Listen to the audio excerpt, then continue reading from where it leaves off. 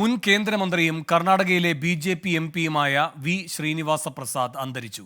ശ്വാസകോശ സംബന്ധമായ അസുഖത്തെ തുടർന്ന് ചികിത്സയിലായിരുന്നു. ചാമരാജനഗർ മണ്ഡലത്തെ പ്രതിനിധീകരിച്ച് 6 തവണ ലോക്സഭയിലെത്തിയിട്ടുണ്ട്.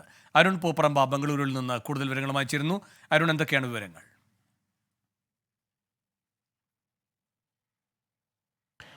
തീർച്ചയായും മുൻ കേന്ദ്രമന്ത്രിയും ബി.ജെ.പിയുടെ കർണാടകയിലെ മുതിർന്ന നേതാവുമാണ്. ശ്വാസകോശ സംബന്ധമായ അസുഖത്തെ തുടർന്ന് ഒരാഴ്ച കാലമായി ചികിത്സയിലായിരുന്നു. ബംഗളൂരുവിലെ ഒരു സ്വകാര്യ ആശുപത്രിയിൽ വെച്ചാണ് ഇന്നലെ രാത്രി അദ്ദേഹത്തിൻ്റെ അന്ത്യം സംഭവിച്ചത്. വേണു സൂചിപ്പിച്ച പോലെ തന്നെ 6 തവണ ചാമരാജനഗർ മണ്ഡലത്തെ പ്രതിനിധീകരിച്ച് ലോക്സഭയിൽ എത്തിയിട്ടുണ്ട്.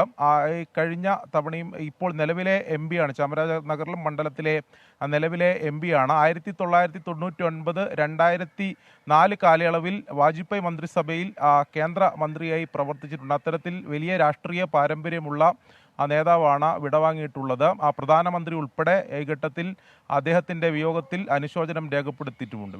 ശരി, അരുൺ പൂപ്പറമ്പയാണ് ബംഗളൂരുവിൽ നിന്നും വിവരങ്ങൾ നൽകിയത്.